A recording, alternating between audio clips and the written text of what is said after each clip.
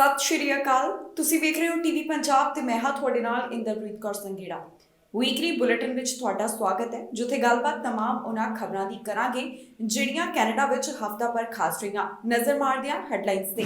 Canada ਸਰਕਾਰ ਦਾ ਯਾਤਰਾ ਬਾਰੇ ਐਲਾਨ, ਲੋਕਾਂ ਨੂੰ ਯਾਤਰਾ ਨਾ ਕਰਨ ਦੀ ਦਿੱਤੀ ਸਲਾਹ। ਸਸਕੈਚੁਆਨ ਦਾ ਇਮੀਗ੍ਰੇਸ਼ਨ ਬਾਰੇ ਐਲਾਨ, ਹੁਣ ਸੂਬੇ ਦੇ ਵਿੱਚ ਮਿਲੇਗਾ ਆਉਣ ਦਾ ਮੌਕਾ। ਕਈ ਫਾਈਲਾਂ ਦਾ ਹੋਇਆ ਨਿਪਟਾਰਾ, ਕਈਆਂ ਦੇ ਚਿਹਰੇ ਤੇ ਆਈ ਖੁਸ਼ੀ। ਖਾਲਸਾ ਪਰੇਡ ਹੋਈ ਰੱਦ, ਸਰੀ ਤੋਂ ਆਈ ਜਾਣਕਾਰੀ। ਨਸ਼ੇ ਦੇ ਮਾਮਲੇ 'ਚ ਪੰਜਾਬੀ ਚਾਰਜ, ਘਰ ਵਿੱਚ ਬਰਾਮਦ ਹੋਏ ਡੋਡੇ ਤੇ ਹਥਿਆਰ। ਇਸ ਹਫ਼ਤੇ ਕੈਨੇਡਾ ਵੱਲੋਂ ਟਰੈਵਲ ਐਡਵਾਈਜ਼ਰੀ ਜਾਰੀ ਕੀਤੀ ਗਈ। ਇਹ ਟਰੈਵਲ ਐਡਵਾਈਜ਼ਰੀ ਰਸ਼ੀਆ ਨਾਲ ਜੁੜੀ ਹੋਈ ਹੈ, ਜਿੱਥੇ ਕੈਨੇਡੀਅਨਸ ਨੂੰ ਸਲਾਹ ਦਿੱਤੀ ਗਈ ਕਿ ਜੋ ਇਸ ਸਮੇਂ ਹਾਲਾਤ ਬਣੇ ਹੋਏ ਨੇ ਇਸ ਨੂੰ ਧਿਆਨ ਵਿੱਚ ਰੱਖਦਿਆਂ ਰਸ਼ੀਆ ਦੀ ਯਾਤਰਾ ਨਾ ਕੀਤੀ ਜਾਵੇ। ਕੈਨੇਡਾ ਸਰਕਾਰ ਵੱਲੋਂ ਟਰੈਵਲ ਐਡਵਾਈਜ਼ਰੀ ਜਾਰੀ ਕੀਤੀ ਗਈ ਹੈ, ਜਿੱਥੇ ਕੈਨੇਡੀਅਨਸ ਨੂੰ ਯਾਤਰਾ ਨਾ ਕਰਨ ਦੀ ਸਲਾਹ ਦਿੱਤੀ ਗਈ। ਇਹ ਟਰੈਵਲ ਐਡਵਾਈਜ਼ਰੀ ਰਸ਼ੀਆ ਨਾਲ ਜੁੜੀ ਹੋਈ ਹੈ। ਫੈਡਰਲ ਸਰਕਾਰ ਵੱਲੋਂ ਕੈਨੇਡੀਅਨਸ ਨੂੰ ਰਸ਼ੀਆ ਦੀ ਯਾਤਰਾ ਨਾ ਕਰਨ ਦੀ ਅਪੀਲ ਕੀਤੀ ਗਈ। ਐਡਵਾਈਜ਼ਰੀ ਵਿੱਚ ਲਿਖਿਆ ਗਿਆ ਹੈ ਕਿ ਕੈਨੇਡੀਅਨਸ ਇਸ ਸਮੇਂ ਜੋ ਹਾਲਾਤ ਬਣੇ ਹੋਏ ਨੇ ਇਸ ਨੂੰ ਧਿਆਨ ਵਿੱਚ ਰੱਖਦਿਆਂ ਰੂਸ ਦੀ ਯਾਤਰਾ ਕਰਨ ਤੋਂ ਪਰਹੇਜ਼ ਕਰਨ। ਨਾਲ ਹੀ ਕਿਹਾ ਗਿਆ ਹੈ ਕਿ ਜੇਕਰ ਮੌਜੂਦਾ ਸਮੇਂ ਤੁਸੀਂ ਰਸ਼ੀਆ ਵਿੱਚ ਹੋ ਤਾਂ ਕਮਰਸ਼ੀਅਲ ਸਾਧਨ ਮੁਹੱਈਆ ਹੋਣ ਤੇ ਤੁਸੀਂ ਇੱਥੋਂ ਵਾਪਸ ਆ ਜਾਓ। ਦੱਸਿਏ ਕਿ ਇੱਕ ਸਟੇਟਮੈਂਟ ਵਿੱਚ ਗਲੋਬਲ ਅਫੇਅਰਸ ਕੈਨੇਡਾ ਵੱਲੋਂ ਦੱਸਿਆ ਗਿਆ ਸੀ ਕਿ ਕਰੀਬ 1197 ਕੈਨੇਡੀਅਨਸ ਨੇ ਰੂਸ ਯਾਤਰਾ ਜਾਂ ਫਿਰ ਰੂਸ ਵਿੱਚ ਮੌਜੂਦ ਹੋਣ ਨਾਲ ਸੰਬੰਧਿਤ ਸਰਕਾਰ ਨਾਲ ਰਜਿਸਟ੍ਰੇਸ਼ਨ ਕਰਵਾਉਣ ਦੀ ਇੱਕ ਸੇਵਾ ਦਾ ਇਸਤੇਮਾਲ ਕੀਤਾ ਸੀ। ਪਰ ਗਲੋਬਲ ਅਫੇਅਰਸ ਦਾ ਕਹਿਣਾ ਹੈ ਕਿ ਇਹ ਰਜਿਸਟ੍ਰੇਸ਼ਨ ਵੋਲੰਟਰੀ ਹੈ ਅਤੇ ਇਹ ਗਿਣਤੀ ਰੂਸ ਵਿੱਚ ਮੌਜੂਦ ਕੈਨੇਡੀਅਨ ਨਾਗਰਿਕਾਂ ਦੀ ਸਹੀ ਤਸਵੀਰ ਪੇਸ਼ ਨਹੀਂ ਕਰਦੀ। ਐਤਵਾਰ ਨੂੰ ਸਰਕਾਰ ਦੀ ਵੈਬਸਾਈਟ ਦੇ ਉੱਪਰ ਇੱਕ ਅਪਡੇਟ ਕੀਤੀ ਗਈ ਹੈ। ਇਸ ਐਡਵਾਈਜ਼ਰੀ ਵਿੱਚ ਲਿਖਿਆ ਗਿਆ ਕਿ ਫਰਵਰੀ ਦੇ ਆਖਿਰ ਵਿੱਚ ਰੂਸ ਵੱਲੋਂ ਯੂਕਰੇਨ ਉੱਪਰ ਫੌਜੀ ਕਾਰਵਾਈ ਕੀਤੇ ਜਾਣ ਤੋਂ ਬਾਅਦ ਕੈਨੇਡਾ, ਯੂਰਪ ਅਤੇ ਹੋਰ ਉੱਤਰੀ ਅਮਰੀਕੀ ਦੇਸ਼ਾਂ ਨੇ ਰੂਸ ਉੱਪਰ ਕਈ ਪਾਬੰਦੀਆਂ ਲਗਾ ਦਿੱਤੀਆਂ ਹਨ, ਜਿਨ੍ਹਾਂ ਵਿੱਚ 에ਅਰ ਸਪੇਸ ਤੇ ਰੋਕਾਂ ਵੀ ਸ਼ਾਮਲ ਨੇ।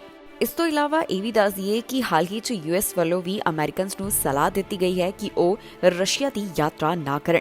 ਮੌਜੂਦਾ ਹਾਲਾਤਾਂ ਨੂੰ ਧਿਆਨ ਵਿੱਚ ਰੱਖਦਿਆਂ ਅਮਰੀਕਾ ਵੱਲੋਂ ਵੀ ਟਰੈਵਲ ਐਡਵਾਈਜ਼ਰੀ ਜਾਰੀ ਕੀਤੀ ਗਈ ਸੀ ਤੇ ਹੁਣ ਕੈਨੇਡਾ ਸਰਕਾਰ ਵੱਲੋਂ ਵੀ ਕੈਨੇਡੀਅਨਸ ਨੂੰ ਕਹਿ ਦਿੱਤਾ ਗਿਆ ਹੈ ਕਿ ਉਹ ਰਸ਼ੀਆ ਦੀ ਯਾਤਰਾ ਨਾ ਕਰਨ। ਸਸਕੈਚੁਆਨ ਵੱਲੋਂ ਇਸ ਹਫ਼ਤੇ ਇਮੀਗ੍ਰੇਸ਼ਨ ਦੇ ਸੰਬੰਧ ਵਿੱਚ ਵੱਡਾ ਐਲਾਨ ਕੀਤਾ ਗਿਆ। ਇੱਕ ਨਵਾਂ ਪ੍ਰੋਗਰਾਮ ਲਾਂਚ ਕੀਤਾ ਗਿਆ ਜਿਸ ਨਾਲ ਕਈਆਂ ਨੂੰ ਸੂਬੇ ਵਿੱਚ ਆਉਣ ਦਾ ਮੌਕਾ ਮਿਲੇਗਾ। ਇਮੀਗ੍ਰੇਸ਼ਨ ਦੇ ਸੰਬੰਧ ਵਿੱਚ ਸਸਕੈਚੁਆਨ ਵੱਲੋਂ ਇੱਕ ਨਵਾਂ ਉਪਰਾਲਾ ਕੀਤਾ ਗਿਆ ਹੈ। ਸਸਕੈਚੁਆਨ PNP ਵੱਲੋਂ ਇੱਕ ਨਵੇਂ ਟੈਕ ਇਮੀਗ੍ਰੇਸ਼ਨ ਪ੍ਰੋਗਰਾਮ ਦਾ ਐਲਾਨ ਕੀਤਾ ਗਿਆ। ਸੂਬੇ ਵੱਲੋਂ ਸਸਕੈਚੁਆਨ ਇਮੀਗ੍ਰੈਂਟ ਨੋਮੀਨੀ ਪ੍ਰੋਗਰਾਮ ਦੇ ਜ਼ਰੀਏ ਨਵੇਂ ਟੈਕ ਟੈਲੈਂਟ ਪਾਥਵੇ ਦਾ ਐਲਾਨ ਕੀਤਾ, ਜਿਸ ਰਾਹੀਂ ਟੈਕ ਵਰਕਰਸ ਨੂੰ ਪ੍ਰੋਵਿੰਸ ਵਿੱਚ ਲਿਆਂਦਾ ਜਾਵੇਗਾ। ਦੱਸਿਏ ਕਿ ਸਸਕੈਚੁਆਨ ਦੇ ਟੈਕ ਸੈਕਟਰ ਵਿੱਚ ਜੋ ਲੇਬਰ ਦੀ ਘਾਟ ਹੈ ਉਸ ਨੂੰ ਪੂਰਾ ਕਰਨ ਦੇ ਸੰਬੰਧ ਵਿੱਚ ਸਸਕੈਚੁਆਨ ਸੂਬੇ ਵੱਲੋਂ ਇੱਕ ਕਦਮ ਚੁੱਕਿਆ ਗਿਆ ਹੈ। ਇਸ ਨਵੇਂ ਪਾਥਵੇ ਨਾਲ ਇਹ ਹੋਵੇਗਾ ਕਿ ਜਿਹੜੇ ਸਸਕੈਚੁਆਨ ਦੇ ਵਿੱਚ ਟੈਕ ਵਰਕਰਸ ਨੇ ਉਹਨਾਂ ਨੂੰ ਲਿਆਂਦਾ ਜਾਵੇਗਾ। ਜਿਹੜੇ ਵੀ ਇਸ ਵਾਸਤੇ ਐਲੀਜੀਬਲ ਹੋਣਗੇ ਉਹਨਾਂ ਵਾਸਤੇ ਕੀ ਜ਼ਰੂਰੀ ਹੋਵੇਗਾ ਇਹ ਵੀ ਦੱਸਿਆ ਗਿਆ। ਹੁਣ ਜਿਹੜੀਆਂ ਚੀਜ਼ਾਂ ਇਸ ਵਾਸਤੇ ਜ਼ਰੂਰੀ ਹੋਣਗੀਆਂ ਉਹ ਕੁਝ ਇਸ ਪ੍ਰਕਾਰ ਨੇ। Employee specific CINP job approval letter, ਜਿਹੜਾ ਕਿ ਐਲੀਜੀਬਲ ਟੈਕਨੋਲੋਜੀ ਸੈਕਟਰ ਆਕੂਪੇਸ਼ਨ ਵਾਸਤੇ ਹੋਵੇਗਾ। Minimum official language level of Canadian language benchmark level 5 ਤੇ ਜੇਕਰ ਐਪਲੀਕੈਂਟ ਸਸਕੈਚੁਆਨ ਵਿੱਚ ਕੰਮ ਨਹੀਂ ਕਰਦਾ ਤੇ ਉਸ ਨੂੰ 7 ਲੈਵਲ ਦੀ ਜ਼ਰੂਰਤ ਹੋਵੇਗੀ। ਇਸ ਤੋਂ ਇਲਾਵਾ 1 ਸਾਲ ਦਾ ਕੰਮ ਦਾ ਤਜਰਬਾ, ਪੋਸਟ ਸੈਕੰਡਰੀ ਐਜੂਕੇਸ਼ਨ, ਇਹਨਾਂ तमाम ਚੀਜ਼ਾਂ ਦੀ ਜ਼ਰੂਰਤ ਹੋਵੇਗੀ ਤਾਂ ਕਿ ਇਸ ਪਾਥਵੇ ਵਿੱਚ ਹਿੱਸਾ ਲਿਆ ਜਾ ਸਕੇ। ਇਸ ਤੋਂ ਇਲਾਵਾ ਸਾਰੀ ਜਾਣਕਾਰੀ ਸੂਬੇ ਵੱਲੋਂ ਆਪਣੀ ਵੈਬਸਾਈਟ ਦੇ ਉੱਪਰ ਵੀ ਸਾਂਝੀ ਕੀਤੀ ਗਈ ਹੈ। ਹੁਣ ਜਿਹੜੇ ਇਸ ਵਾਸਤੇ ਐਲੀਜੀਬਲ ਆਕੂਪੇਸ਼ਨ ਨੇ ਉਹਨਾਂ ਦੇ ਨਾਮ ਕੁਝ ਇਸ ਪ੍ਰਕਾਰ ਹਨ: computer and information systems managers, electrical and electronics engineer, computer engineer, information system analyst and consultant, database analyst and data administrators, software engineers and designers, computer programmers and interactive media developers, web designers and developers, computer network technicians, user support technicians, information system testing technicians. ਫਾਈਲਾਂ ਦੇ backlog ਦੇ ਬਾਰੇ immigration ਵਿਭਾਗ ਵੱਲੋਂ ਤਾਜ਼ਾ ਜਾਣਕਾਰੀ ਸਾਂਝੀ ਕੀਤੀ ਗਈ। ਉਹਨਾਂ ਵੱਲੋਂ ਦੱਸਿਆ ਗਿਆ ਕਿ ਕਿੰਨੀ ਫਾਈਲਾਂ ਦੇ ਉੱਪਰ ਫੈਸਲਾ ਸੁਣਾ ਦਿੱਤਾ ਗਿਆ। ਜੋ ਪਹਿਲਾਂ ਇਮੀਗ੍ਰੇਸ਼ਨ ਵਿਭਾਗ ਕੋਲ ਫਾਈਲਾਂ ਦਾ ਬੈਕਲੌਗ ਇਕੱਠਾ ਹੋਇਆ ਸੀ, ਉਸ ਵਿੱਚ ਅਜਿਹੀਆਂ ਕੁਝ ਫਾਈਲਾਂ ਨੇ ਜਿਨ੍ਹਾਂ ਦੇ ਉੱਪਰ ਫੈਸਲਾ ਸੁਣਾ ਦਿੱਤਾ ਗਿਆ ਹੈ। ਇਮੀਗ੍ਰੇਸ਼ਨ ਵਿਭਾਗ ਕੋਲ ਜੋ ਫਾਈਲਾਂ ਦਾ ਬੈਕਲੌਗ ਇਕੱਠਾ ਹੋਇਆ ਸੀ ਉਸ ਵਿੱਚ ਕਈ ਫਾਈਲਾਂ ਦਾ ਨਿਪਟਾਰਾ ਕੀਤਾ ਜਾ ਚੁੱਕਿਆ ਹੈ। ਜੀ ਹਾਂ, ਜਾਣਕਾਰੀ ਮੁਤਾਬਕ 24,000 ਦੇ ਕਰੀਬ ਫਾਈਲਾਂ ਦੇ ਉੱਪਰ ਫੈਸਲਾ ਸੁਣਾ ਦਿੱਤਾ ਗਿਆ। 28 ਫਰਵਰੀ ਦੌਰਾਨ ਜੋ immigration, refugees and citizenship Canada ਵੱਲੋਂ ਤਾਜ਼ਾ ਡਾਟਾ ਮੁਹੱਈਆ ਕਰਵਾਇਆ ਗਿਆ, ਉਸ ਤੋਂ ਬਾਅਦ ਪਤਾ ਚੱਲਦਾ ਹੈ ਕਿ ਇਸ ਸਮੇਂ ਇਮੀਗ੍ਰੇਸ਼ਨ ਵਿਭਾਗ ਕੋਲ 2,31,187 ਅਜਿਹੀਆਂ ਫਾਈਲਾਂ ਨੇ ਜਿਸ ਦੇ ਉੱਪਰ ਫੈਸਲਾ ਆਉਣਾ ਅਜੇ ਬਾਕੀ ਹੈ। ਫਰਵਰੀ 2022 ਦੀ ਸ਼ੁਰੂਆਤ ਵਿੱਚ ਇਹ ਜਾਣਕਾਰੀ ਸਾਹਮਣੇ ਆਈ ਸੀ ਕਿ 2,30,573 ਅਜਿਹੇ ਵਿਅਕਤੀ ਨੇ ਜਿਹੜੇ ਆਪਣੀ ਫਾਈਲਾਂ ਦੇ ਉੱਪਰ ਫੈਸਲੇ ਦਾ ਉਡੀਕ ਕਰ ਰਹੇ ਨੇ। ਇਕਨੋਮਿਕ ਕਲਾਸ ਐਪਲੀਕੈਂਟਸ ਦਾ ਜੋ ਬੈਕਲੌਗ ਹੈ ਉਸ ਦੇ ਵਿੱਚ 24,400 ਦੀ ਗਿਰਾਵਟ ਦਰਜ ਕੀਤੀ ਗਈ ਹੈ, ਜਾਣੀ ਕਿ ਇਹਨਾਂ ਫਾਈਲਾਂ ਦੇ ਉੱਪਰ ਫੈਸਲਾ ਸੁਣਾ ਦਿੱਤਾ ਗਿਆ। ਇਸ ਦੇ ਨਾਲ ਇਹ ਵੀ ਜਾਣਕਾਰੀ ਸਾਹਮਣੇ ਆਈ ਹੈ ਕਿ ਪ੍ਰੋਵਿੰਸ਼ੀਅਲ ਨੋਮੀਨੀ ਪ੍ਰੋਗਰਾਮ ਦੇ ਵਾਸਤੇ ਜਿਹੜੀਆਂ ਐਪਲੀਕੇਸ਼ਨਸ ਨੇ ਉਸ ਦੇ ਵਿੱਚ 4,685 ਦਾ ਵਾਧਾ ਹੋ ਗਿਆ, ਜਾਣੀ ਕਿ ਇਹ ਬੈਕਲੌਗ ਇਕੱਠਾ ਹੋ ਗਿਆ। ਇਮੀਗ੍ਰੇਸ਼ਨ ਵਿਭਾਗ ਵੱਲੋਂ ਜੋ ਟੀਆਰ ਟੂ ਪੀਆਰ ਪ੍ਰੋਗਰਾਮ ਲਿਆਂਦਾ ਗਿਆ ਸੀ, ਜਿੱਥੇ ਨਵੰਬਰ ਮਹੀਨੇ ਦੌਰਾਨ ਇਸ ਪ੍ਰੋਗਰਾਮ ਸੰਬੰਧੀ ਅਰਜ਼ੀਆਂ ਲੈਣੀਆਂ ਬੰਦ ਕਰ ਦਿੱਤੀਆਂ ਗਈਆਂ। ਇਸ ਵਿੱਚ ਇਹ ਦੇਖਿਆ ਗਿਆ ਕਿ ਦਸੰਬਰ 2021 ਦੇ ਮਿਡਲ ਵਿੱਚ 14,153 ਦਾ ਵਾਧਾ ਹੋ ਗਿਆ। ਇਸ ਦੇ ਨਾਲ ਹੀ ਦਸੰਬਰ 15, 2021 ਤੋਂ ਫਰਵਰੀ 28, 2022 ਦੌਰਾਨ ਇਹ ਦੇਖਿਆ ਗਿਆ ਕਿ ਕੈਨੇਡੀਅਨ ਐਕਸਪੀਰੀਅੰਸ ਕਲਾਸ ਅਧੀਨ 12,587 ਐਪਲੀਕੇਸ਼ਨਸ ਦੇ ਵਿੱਚ ਗਿਰਾਵਟ ਆਈ, ਜਾਣੀ ਕਿ ਇਹਨਾਂ ਦੇ ਉੱਪਰ ਫੈਸਲਾ ਸੁਣਾ ਦਿੱਤਾ ਗਿਆ। ਫੈਡਰਲ ਸਕਿਲਡ ਵਰਕਰ ਪ੍ਰੋਗਰਾਮ ਵਿੱਚ ਜੋ ਇਨਵੈਂਟਰੀ ਹੈ ਉਹ 9,092 ਹੇਠਾਂ ਆ ਗਈ। ਜ਼ਿਕਰਯੋਗ ਹੈ ਕਿ ਫਰਵਰੀ ਮਹੀਨੇ ਦੌਰਾਨ ਇਮੀਗ੍ਰੇਸ਼ਨ ਮੰਤਰੀ ਵੱਲੋਂ ਇਸ ਗੱਲ ਨੂੰ ਲੈ ਕੇ ਸੰਕੇਤ ਦਿੱਤਾ ਗਿਆ ਕਿ ਜਲਦ ਹੀ ਜੋ ਵੱਡੇ ਡਰਾਅ ਨੇ ਉਹਨਾਂ ਨੂੰ ਵੀ ਕੱਢਣ ਦੀ ਸ਼ੁਰੂਆਤ ਕਰ ਦਿੱਤੀ ਜਾਏਗੀ, ਪਰ ਇਸ ਬਾਰੇ ਉਹਨਾਂ ਵੱਲੋਂ ਅਜੇ ਤਾਰੀਖ ਦਾ ਐਲਾਨ ਨਹੀਂ ਕੀਤਾ ਗਿਆ। ਹੁਣ ਸਰਕਾਰ ਵੱਲੋਂ ਜੋ ਇਮੀਗ੍ਰੇਸ਼ਨ ਲੈਵਲਸ ਪਲਾਨ 2022 ਤੋਂ 2024 ਸਾਂਝਾ ਕੀਤਾ ਗਿਆ, ਉਸ ਵਿੱਚ ਦੱਸਿਆ ਗਿਆ ਹੈ ਕਿ ਕਿਵੇਂ 4 ਲੱਖ ਤੋਂ ਵੱਧ ਇਮੀਗ੍ਰੈਂਟਸ ਦਾ ਸਵਾਗਤ ਕੀਤਾ ਜਾਵੇਗਾ। ਇਸ ਸਾਲ 4,32,000 ਨਵੇਂ ਇਮੀਗ੍ਰੈਂਟਸ ਦਾ ਕੈਨੇਡਾ ਵਿੱਚ ਸਵਾਗਤ ਕੀਤਾ ਜਾਵੇਗਾ। 2024 ਵਾਸਤੇ ਇਹ ਟਾਰਗੇਟ 4,50,000 ਦਾ ਤੈਅ ਕੀਤਾ ਗਿਆ ਹੈ। ਇਸ ਹਫ਼ਤੇ ਖਾਲਸਾ ਪਰੇਡ ਦੇ ਬਾਰੇ ਜਾਣਕਾਰੀ ਸਾਹਮਣੇ ਆਈ, ਜਿਸ ਮੁਤਾਬਕ ਇਸ ਵਾਰ ਵੀ ਖਾਲਸਾ ਪਰੇਡ ਨਹੀਂ ਹੋਏਗੀ, ਇਸ ਨੂੰ ਰੱਦ ਕਰ ਦਿੱਤਾ ਗਿਆ। ਪਹਿਲਾਂ 2 ਸਾਲ ਕੋਰੋਨਾ ਵਾਇਰਸ ਦੇ ਕਾਰਨ ਇਸ ਪਰੇਡ ਨੂੰ ਰੱਦ ਕੀਤਾ ਗਿਆ ਸੀ ਤੇ ਇੱਕ ਵਾਰ ਫਿਰ ਤੋਂ ਆਰਗੇਨਾਈਜ਼ਰਸ ਵੱਲੋਂ ਦੱਸਿਆ ਗਿਆ ਕਿ ਕਿਉਂ ਉਹਨਾਂ ਵੱਲੋਂ ਇਸ ਪਰੇਡ ਨੂੰ ਇਸ ਵਾਰ ਵੀ ਰੱਦ ਕਰ ਦਿੱਤਾ ਗਿਆ। ਸਰੀ ਵਿੱਚ ਹੋਣ ਵਾਲੀ ਖਾਲਸਾ ਡੇ ਪਰੇਡ ਨੂੰ ਇੱਕ ਵਾਰ ਫਿਰ ਤੋਂ ਰੱਦ ਕਰ ਦਿੱਤਾ ਗਿਆ। ਇਸ ਬਾਰੇ ਪ੍ਰਬੰਧਕਾਂ ਵੱਲੋਂ ਜਾਣਕਾਰੀ ਸਾਂਝੀ ਕੀਤੀ ਗਈ। ਦੱਸ ਦਈਏ ਕਿ ਲਗਾਤਾਰ ਇਹ ਤੀਸਰਾ ਸਾਲ ਹੈ ਜਦੋਂ ਸਰੀ ਵਿੱਚ ਹੋਣ ਵਾਲਾ ਸਭ ਤੋਂ ਵੱਡਾ ਨਗਰ ਕੀਰਤਨ ਜਾਣੀ ਕਿ ਵਿਸਾਖੀ ਪਰੇਡ ਨੂੰ ਰੱਦ ਕਰ ਦਿੱਤਾ ਗਿਆ ਹੋਵੇ। ਇਸ ਵਾਰ ਜੋ ਅਪ੍ਰੈਲ 23 ਨੂੰ ਹੋਣ ਵਾਲੀ ਖਾਲਸਾ ਡੇ ਇਵੈਂਟ ਨੂੰ ਰੱਦ ਕੀਤਾ ਗਿਆ, ਇਸ ਦੇ ਪਿੱਛੇ ਪਲੈਨਿੰਗ ਦੀ ਕਮੀ ਨੂੰ ਕਾਰਨ ਦੱਸਿਆ ਜਾ ਰਿਹਾ ਹੈ। ਦੱਸ ਦਈਏ ਕਿ ਸਰੀ ਵਿੱਚ ਹੋਣ ਵਾਲੀ ਇਹ ਸਭ ਤੋਂ ਵੱਡੀ ਵਿਸਾਖੀ ਪਰੇਡ ਹੈ, ਜਿਸ ਵਿੱਚ ਵੱਧ ਗਿਣਤੀ ਲੋਕ ਸ਼ਾਮਲ ਹੁੰਦੇ ਨੇ। ਹੁਣ ਇਸ ਤੋਂ ਬਾਅਦ ਇਵੈਂਟ ਆਰਗੇਨਾਈਜ਼ਰਸ ਦਾ ਕਹਿਣਾ ਹੈ ਕਿ ਇਸ ਵਾਰ ਜੋ 2022 ਦੀ ਪਰੇਡ ਨੂੰ ਰੱਦ ਕੀਤਾ ਗਿਆ, ਫੈਸਲਾ ਉਹਨਾਂ ਵਾਸਤੇ ਕਾਫੀ ਔਖਾ ਸੀ। ਇਸ ਸਭ ਬਾਰੇ ਗੁਰਦੁਆਰਾ ਸਾਹਿਬ ਦਸ਼ਮੇਸ਼ ਦਰਬਾਰ ਦੇ ਪ੍ਰੈਜ਼ੀਡੈਂਟ ਮੋਨਿੰਦਰ ਸਿੰਘ ਵੱਲੋਂ ਵੀ ਜਾਣਕਾਰੀ ਸਾਂਝੀ ਕੀਤੀ ਗਈ, ਜਿੱਥੇ ਉਹਨਾਂ ਵੱਲੋਂ ਦੱਸਿਆ ਗਿਆ ਕਿ 2022 ਦੇ ਵਿੱਚ ਹੋਣ ਵਾਲੀ ਇਸ ਵਿਸਾਖੀ ਪਰੇਡ ਨੂੰ ਹੁਣ ਕੈਂਸਲ ਕੀਤਾ ਜਾ ਰਿਹਾ ਹੈ। ਇਸ ਤੋਂ ਇਲਾਵਾ ਉਹਨਾਂ ਦਾ ਕਹਿਣਾ ਹੈ ਕਿ ਹੁਣ ਇਸ ਚੀਜ਼ ਨੂੰ ਲੈ ਕੇ ਤਿਆਰੀ ਕੀਤੀ ਜਾ ਰਹੀ ਹੈ ਕਿ 2023 ਵਿੱਚ ਸਰੀ ਖਾਲਸਾ ਡੇ ਪਰੇਡ ਕਰਵਾਈ ਜਾਵੇ। ਜਾਣਕਾਰੀ ਲਈ ਦੱਸ ਦਈਏ ਕਿ ਪਹਿਲਾਂ 2 ਸਾਲ ਕੋਰੋਨਾ ਵਾਇਰਸ ਦੇ ਕਾਰਨ ਇਸ ਨੂੰ ਰੱਦ ਕੀਤਾ ਗਿਆ। ਇੱਥੇ ਜੋ ਪਬਲਿਕ ਹੈਲਥ ਗਾਈਡਲਾਈਨਸ ਲਗਾਈਆਂ ਗਈਆਂ ਸਨ, ਉਹਨਾਂ ਨੂੰ ਧਿਆਨ ਵਿੱਚ ਰੱਖਦਿਆਂ ਇੱਥੇ ਫੈਸਲਾ ਲਿਆ ਗਿਆ ਸੀ ਕਿ ਪਿਛਲੇ 2 ਸਾਲਾਂ ਦੌਰਾਨ ਇਸ ਪਰੇਡ ਨੂੰ ਨਹੀਂ ਕਰਵਾਇਆ ਗਿਆ, ਪਰ ਹੁਣ ਇਸ ਸਾਲ ਵੀ ਇਸ ਨੂੰ ਰੱਦ ਕਰ ਦਿੱਤਾ ਗਿਆ, ਜਿਸ ਬਾਰੇ ਜਾਣਕਾਰੀ ਸਾਹਮਣੇ ਆ ਰਹੀ ਹੈ। ਬ੍ਰੈਂਪਟਨ ਤੋਂ ਇੱਕ ਅਜਿਹਾ ਮਾਮਲਾ ਸਾਹਮਣੇ ਆਇਆ ਜਿੱਥੇ 2 ਘਰਾਂ ਦੇ ਉੱਪਰ ਛਾਪੇਮਾਰੀ ਕਰਦਿਆਂ ਪੁਲਿਸ ਦੇ ਹੱਥ ਵੱਡੀ ਸਫਲਤਾ ਲੱਗੀ। ਇਹਨਾਂ 2 ਘਰਾਂ 'ਚੋਂ ਵੱਡੀ ਮਾਤਰਾ ਵਿੱਚ ਨਸ਼ਾ, ਹਥਿਆਰ ਅਤੇ ਨਕਦੀ ਬਰਾਮਦ ਕੀਤੀ ਗਈ। ਇਸ ਮਾਮਲੇ ਦੇ ਸੰਬੰਧ ਵਿੱਚ ਪੰਜਾਬੀਆਂ ਨੂੰ ਚਾਰਜ ਕੀਤਾ ਗਿਆ। 4 ਪੰਜਾਬੀਆਂ ਦੇ ਉੱਪਰ ਪੁਲਿਸ ਵੱਲੋਂ ਕਾਰਵਾਈ ਕੀਤੀ ਗਈ ਹੈ। ਮਾਮਲਾ ਬ੍ਰੈਂਪਟਨ ਤੋਂ ਸਾਹਮਣੇ ਆਇਆ, ਜਿੱਥੇ 2 ਘਰਾਂ ਤੇ ਛਾਪੇਮਾਰੀ ਕੀਤੀ ਗਈ। ਇਸ ਦੌਰਾਨ ਅਫੀਮ, ਡੋਡੇ ਅਤੇ ਅਸਲਾ ਬਰਾਮਦ ਹੋਇਆ। ਇਸ ਮਾਮਲੇ ਸੰਬੰਧੀ ਪੀਲ ਰੀਜਨਲ ਪੁਲਿਸ ਵੱਲੋਂ ਜਾਣਕਾਰੀ ਸਾਂਝੀ ਕਰਦਿਆਂ ਦੱਸਿਆ ਗਿਆ ਕਿ ਇਸ ਮਾਮਲੇ ਦੇ ਸੰਬੰਧ ਵਿੱਚ ਪੰਜਾਬੀ ਮੂਲ ਦੇ 4 ਜਾਣਿਆਂ ਨੂੰ ਚਾਰਜ ਕੀਤਾ ਗਿਆ ਹੈ। ਜਾਣਕਾਰੀ ਮੁਤਾਬਕ 8 ਮਾਰਚ ਨੂੰ ਬ੍ਰੈਂਪਟਨ ਦੇ ਵਿੱਚ ਛਾਪੇਮਾਰੀ ਕੀਤੀ ਗਈ। ਇਸ ਦੌਰਾਨ ਪੀਲ ਪੁਲਿਸ ਦੇ ਹੱਥ ਨਸ਼ੀਲੇ ਪਦਾਰਥ, ਹਥਿਆਰ ਅਤੇ ਹੋਰ ਕਈ ਚੀਜ਼ਾਂ ਲੱਗੀਆਂ ਹਨ। ਬ੍ਰੈਂਪਟਨ ਦੇ ਜਿਹੜੇ 2 ਘਰਾਂ ਵਿੱਚ ਛਾਪੇਮਾਰੀ ਕੀਤੀ ਗਈ, ਉਹਨਾਂ ਵਿੱਚੋਂ ਇੱਕ ਘਰ ਸੈਂਡਲਵੁੱਡ ਪਾਰਕਵੇ ਅਤੇ 에ਅਰਪੋਰਟ ਰੋਡ ਤੇ ਦੂਸਰਾ ਘਰ ਬ੍ਰੈਮਲੀ ਰੋਡ ਤੇ ਈਸਟ ਡਰਾਈਵ ਦੇ ਨੇੜੇ ਸਥਿਤ ਹੈ। ਇਸ ਸਾਰੇ ਮਾਮਲੇ ਸੰਬੰਧੀ ਪੀਲ ਰੀਜਨਲ ਪੁਲਿਸ ਵੱਲੋਂ ਇੱਕ ਨਿਊਜ਼ ਰਿਲੀਜ਼ ਜਾਰੀ ਕੀਤੀ ਗਈ, ਜਿਸ ਵਿੱਚ ਉਹਨਾਂ ਨੇ ਜਾਣਕਾਰੀ ਸਾਂਝੀ ਕਰਦਿਆਂ ਦੱਸਿਆ ਕਿ ਛਾਪੇਮਾਰੀ ਅਧੀਨ ਉਹਨਾਂ ਨੂੰ ਘਰਾਂ ਵਿੱਚੋਂ 40 ਕੈਲੀਬਰ ਦੀ ਹੈਂਡਗਨ, ਅਸਲਾ, ਅਫੀਮ, ਡੋਡੇ, ਭੁੱਕੀ ਅਤੇ ਹੋਰ ਕਈ ਚੀਜ਼ਾਂ ਬਰਾਮਦ ਹੋਈਆਂ। ਇਸ ਤੋਂ ਇਲਾਵਾ ਉਹਨਾਂ ਦੇ ਹੱਥ ਭਾਰਤੀ ਕਰੰਸੀ ਵੀ ਲੱਗੀ। ਇਸ ਮਾਮਲੇ ਸੰਬੰਧੀ ਪੰਜਾਬੀ ਮੂਲ ਦੇ ਵਿਅਕਤੀਆਂ ਤੇ ਕਾਰਵਾਈ ਕੀਤੀ ਗਈ।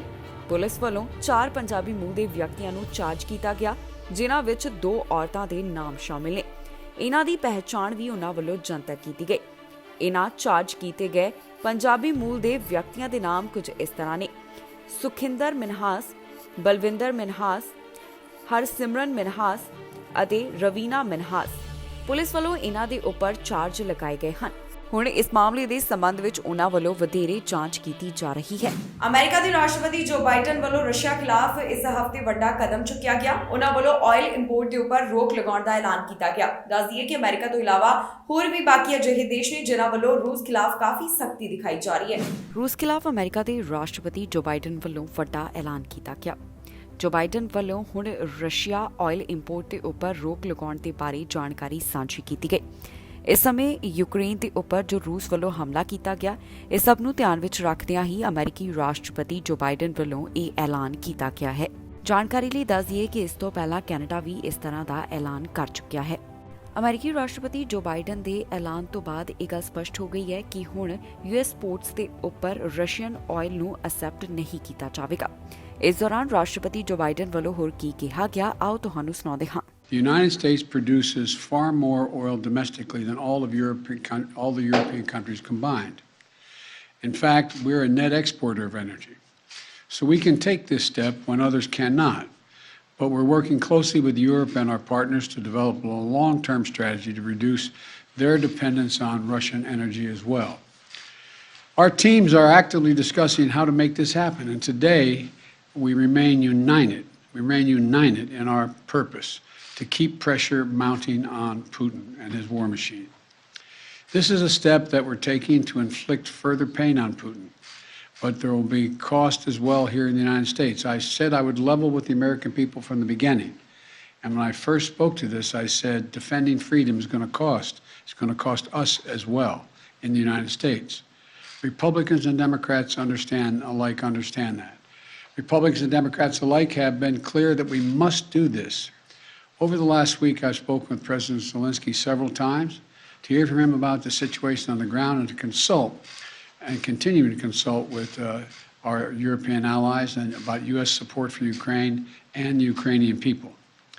Thus far, we've provided more than $1 billion in security assistance to Ukraine. Shipments of defensive weapons are arriving in Ukraine every day from the United States, and we, the United States, are the ones coordinating the delivery of our allies and partners of similar weapons, from Germany to Finland to the Netherlands.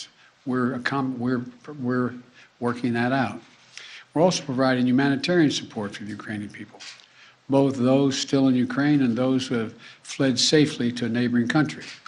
We're working with humanitarian organizations to surge tens of thousands of tons of food, water, and medical supplies into Ukraine, and with more on the way.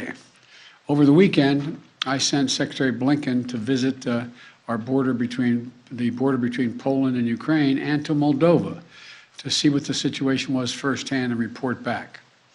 General Milley, Chairman of the Joint Chiefs of Staff of our Defense Department, was also in Europe, meeting with his counterparts and allies on NATO's eastern flank to reassure them, those countries bordering Russia.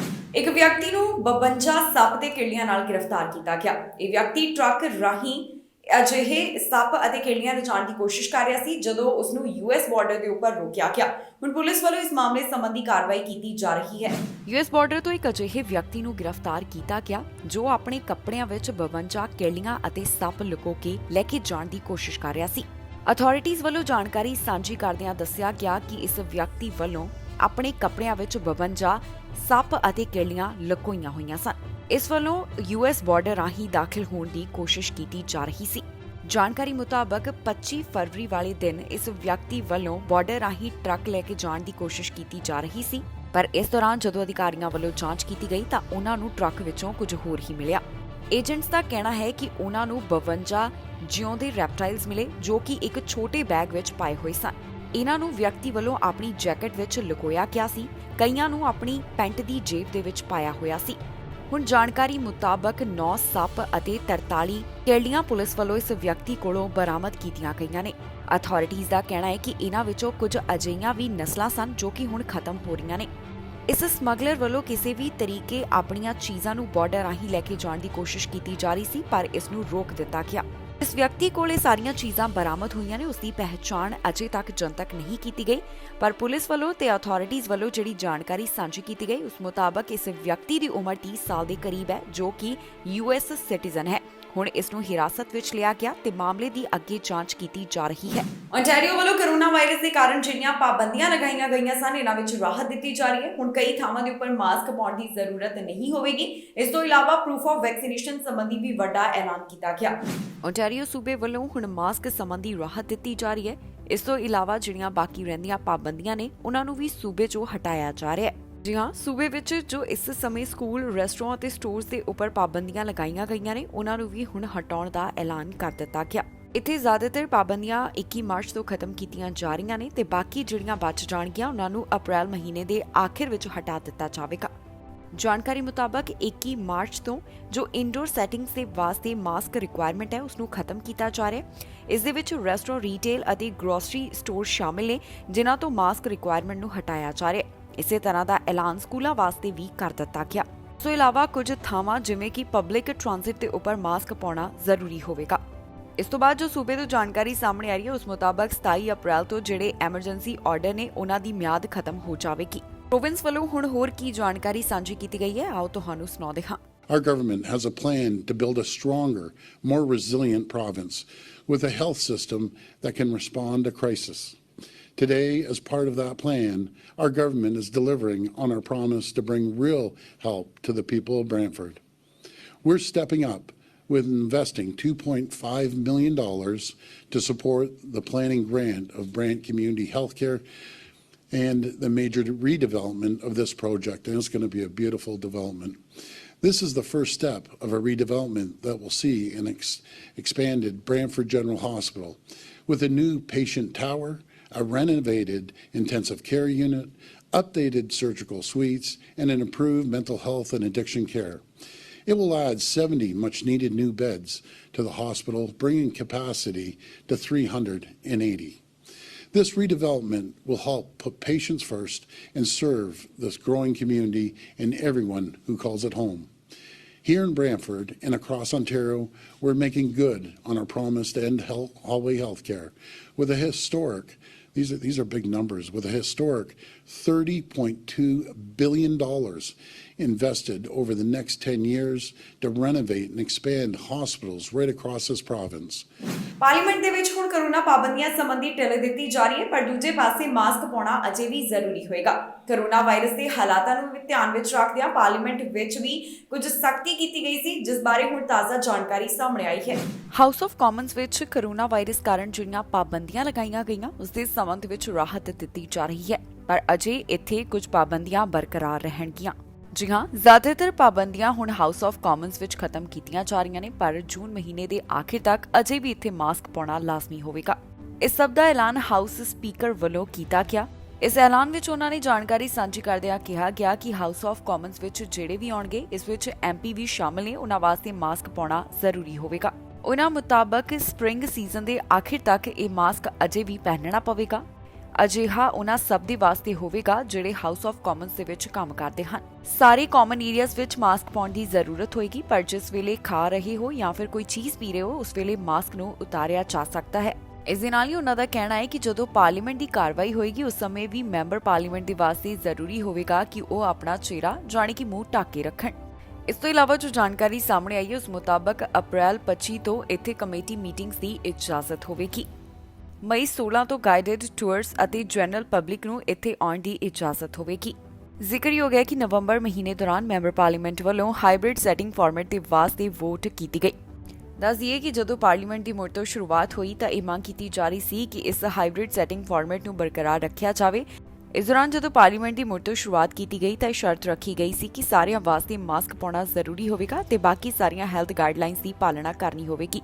ਪਰ ਹੁਣ ਇਹਨਾਂ ਵਿੱਚੋਂ ਕਈ ਪਾਬੰਦੀਆਂ ਹਟਾਈਆਂ ਜਾ ਰਹੀਆਂ ਨੇ। ਪ੍ਰਧਾਨ ਮੰਤਰੀ ਜਸਟਿਨ ਟਰੂਡੋ ਆਪਣੇ ਯੂਰਪ ਦੌਰੇ ਤੋਂ ਵਾਪਸ ਆ ਗਏ ਤੇ ਇਸ ਦੀ ਜਾਣਕਾਰੀ ਉਹਨਾਂ ਵੱਲੋਂ ਸੋਸ਼ਲ ਮੀਡੀਆ ਪਲੇਟਫਾਰਮ ਦੇ ਰਾਹੀਂ ਸਾਂਝੀ ਕੀਤੀ ਗਈ। ਪ੍ਰਧਾਨ ਮੰਤਰੀ ਵੱਲੋਂ ਇਸ ਦੌਰਾਨ ਇੱਕ ਵੀਡੀਓ ਆਪਣੇ ਸੋਸ਼ਲ ਮੀਡੀਆ ਹੈਂਡਲ ਦੇ ਉੱਪਰ ਜਾਰੀ ਕੀਤੀ ਗਈ ਹੈ।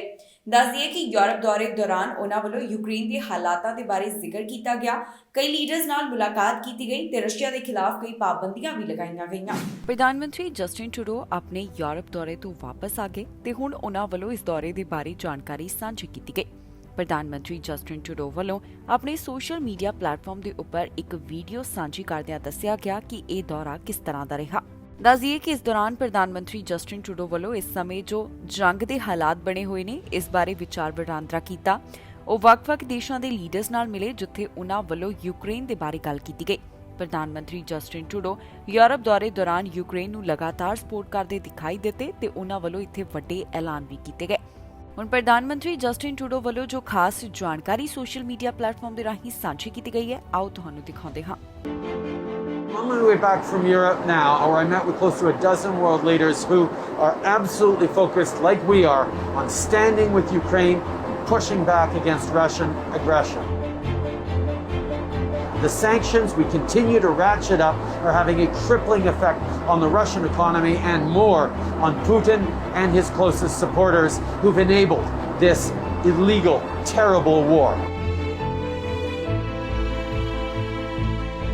I also visited our NATO troops in Latvia, where Canadians are holding strong as a deterrent to further Russian aggression, and we've extended that mission for another few years.